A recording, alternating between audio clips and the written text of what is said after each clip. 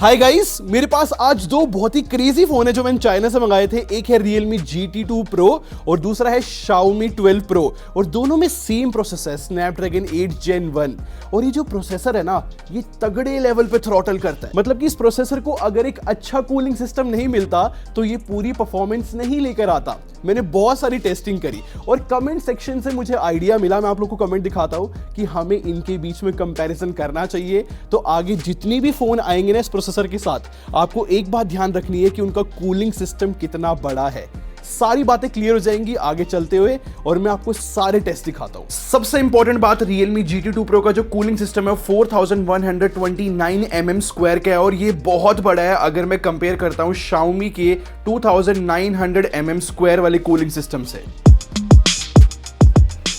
तो सबसे पहला टेस्ट जो है यहाँ पर हमें 3D मार्क का वाइल्ड लाइफ स्ट्रेस टेस्ट है। उससे पहले जो है इसका एक बार टेम्परेचर देख लो दोनों का। अब स्टार्ट कर देते हैं इसको और ये टोटल बहुत ज्यादा लंबा टेस्ट है। मैं आप लोग को स्किप करके दिखाता रहूंगा। अब 5 मिनट बाद है ना दोनों का टेम्परेचर देखो। 5 मिनट बाद मैंने दोबारा टेस्ट किया तो जो Xiaomi का टेम्परेचर है वो 35 डिग्रीज था और जो Realme का टेम्परेचर है वो 34-35 के करीब था। तो यहाँ पर सेम है। फिर नेक्स्ट 5 मिनट्स में सब कुछ चेंज हो जाता है क्योंकि Xiaomi का टेम्परेचर 40 डिग्रीज चला जाता है और फिर जो Realme का टेम्परेचर है वो हमें जो है 38 के करीब देखने को मिलता है। और ये मैंने नोटिस किया कि Realme जो है कंसिस्टेंटली जो है कम हीट कर रहा था, जैसे कि 2-2 डिग्री कम ही था। फिर और 5 मिनट बाद जो है Xiaomi का टेम्परेचर 39.2 डिग्रीज तक गया हुआ था और जो Realme का टेम्परेचर है वो 35.8 36 ऐसे जा रहा था, 37 भी गया था। तो मतलब ऐसे जो है कम ही हमें जो है हीटिंग देखने को मिली Realme में। फिर टोटल जो है 20-25 मिनट का एक टेस्ट था। उसके बाद टेम्परेचर जो है Xiaomi का बैक साइड का 39.3 डिग्रीज गया हुआ था, Realme का जो है 36.8 के करीब गया हुआ था। तो यहाँ पर पूरी इतनी लंबी टेस्टिंग के बाद भी Realme ने कम ही डिग्रीज रखे अपनी हीटिंग के। इनफैक्ट जो वाइल्ड लाइफ स्ट्रेस टेस्ट की जो स्टेबिलिटी थी ना Realme GT2 Pro में ज्यादा आई 64% और Xiaomi में आया 59.6%। यहाँ से सबसे पहला कंक्लूजन ये आता है कि अगर बेटर कूलिंग सिस्टम है तो स्टेबिलिटी भी ज्यादा होती है और हीटिंग भी कम होती है। फिर सेकंड टेस्ट जो है मेरा फेवरेट CPU थ्रॉटलिंग का था। अब मैं जैसे ही स्टार्ट करूंगा ना दोनों में, देखना आप लोग Xiaomi में कैसा सीधा रेड ग्राफ आना शुरू हो जाता है, रेड येलो, मतलब वो साइन वेव की तरह होता है Xiaomi के अंदर। कभी सडनली ग्रीन हो रहा है, कभी सडनली बिल्कुल रेड हो रहा है। सेम मैंने Motorola में भी देखा था खैर, बट थोड़ी देर बाद जो टेम्परेचर मैंने दोनों का मेजर किया तो Xiaomi का 33.3 डिग्री सेल्सियस था और फॉर अ चेंज Realme का जो है 36.8 डिग्री सेल्सियस था। आई थिंक यहाँ पर Realme स्ट्रगल कर रहा होगा कि बस थ्रॉटलिंग ना हो, चाहे हीटिंग ज्यादा हो जाए, तभी उसका ग्राफ जो है पूरे टाइम ग्रीन आ रहा है और Xiaomi का रेड और ग्रीन दोनों का मिक्सचर आ रहा है। तो आई थिंक यहाँ से फिर से प्रूफ हो जाता है कि बेटर कूलिंग सिस्टम Realme का हेल्प कर रहा है CPU थ्रॉटलिंग में भी।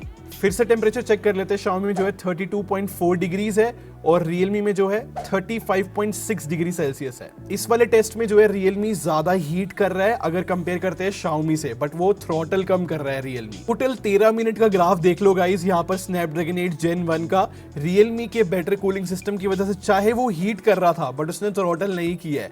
और Xiaomi का ग्राफ के क्या कहने भाई, पूरा ऊपर नीचे आगे पीछे पूरे रोलर कोस्टर बना हुआ है। तो चलो यहाँ से कंक्लूड फिर से हो जाता है कि भाई better cooling system Snapdragon 8 Gen 1 को चाहिए ही चाहिए। ये वाला टेस्ट ना गाइस मेरा पर्सनल फेवरेट है और यहाँ पर मैंने 4K 60 FPS दोनों फोन के अंदर रिकॉर्डिंग स्टार्ट करके छोड़ दी और फिर टेम्परेचर दोनों का आप लोग देख लो। जो Realme में 32 था और यहाँ पर जो Xiaomi में 29 के आसपास था। लेकिन इतना ज्यादा अमेजिंग था सब कुछ गाइस क्योंकि 5 से 6 मिनट बाद Xiaomi जो है खुद से रिकॉर्डिंग ऑफ कर दी उसने 4K 60 FPS की और Realme ने बिल्कुल क्रेजी, बिल्कुल बीस्ट की तरह 30 मिनट से भी ऊपर लगातार रिकॉर्डिंग करता रहा 4K 60 FPS पे। ये पूरी परफॉर्मेंस का फायदा उठा रहे हैं Realme वाले और Xiaomi ने सिर्फ 6 मिनट में बंद कर दिया। तो यहाँ पर जो है Realme इतना बड़ा लीप लेके जाता है और मेरे हिसाब से बेटर कूलिंग सिस्टम की वजह से भी है और प्लस यहाँ पर लिमिट्स पूरी एक्सीड कर दिया इन लोगों ने। ये टेस्ट मेरा पर्सनल फेवरेट था जो कि सबसे अच्छी तरीके से बताता है कि बेटर कूलिंग सिस्टम कितने सही परफॉर्मेंस लाके दे सकता है।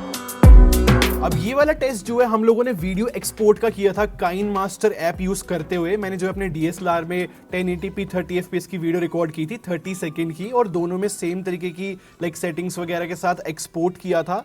यहाँ पर 1 सेकंड पहले एक्सपोर्ट Xiaomi ने कर दिया और Realme ने 1 सेकंड लेट। तो ये वाला टेस्ट भी मेरे को लगा कि आप लोग को दिखाना चाहिए, जहां पर Xiaomi ने थोड़ा सा बेटर परफॉर्म किया है, बट हमने कंसिस्टेंटली यही देखा है कि Realme एक बेटर परफॉर्मर ही था। तो गाइस, जैसे कि आपने टेस्ट देखा कि Realme GT2 Pro का जो यहाँ पर कूलिंग सिस्टम है 36,000 mm² की वजह से यहाँ पर काफी जगह पे डिफरेंसेस देखने को मिले, क्योंकि Xiaomi 12 Pro में अच्छी खासी CPU थ्रॉटलिंग थी Snapdragon 8 Gen 1 के अंदर, तो ये जैसे 4K वीडियो रिकॉर्डिंग के अंदर काफी पीछे रहा, इसने ज्यादा देर तक रिकॉर्ड नहीं कर पाया। Realme कितना लंबा रिकॉर्ड कर गया। तो 100% अगर एक बेटर कूलिंग सिस्टम लगाया गया इस प्रोसेसर के साथ, जो कि आगे आने वाले सारे ब्रांड्स को लगाना पड़ेगा, तभी हमें जो है इस प्रोसेसर के फुल पोटेंशियल मिलेगा। तो देखते हैं फ्यूचर में कौन कौन से ब्रांड जो है इस कूलिंग सिस्टम को सीरियस लेते हैं, क्योंकि इसके बिना फिर परफॉर्मेंस नहीं मिलेगी। तो आप लोग बताना कि वीडियो आप लोग को कैसी लगी। मैंने पूरी टेस्टिंग करने की कोशिश करी, और भी आइडियाज है तो कमेंट सेक्शन में लिख दिया करो यार, हम परफॉर्म कर देंगे। और ऐसी वीडियोस और देखना चाहते हो तो यहां से और यहां से देख लो, बाकी सब्सक्राइब करके हमारे टेक बार में को ज्वाइन कर लो। हम लोग क्वालिटी में बिलीव रखते हैं। अगले मिलते हैं। Thanks for watching. Bye bye guys.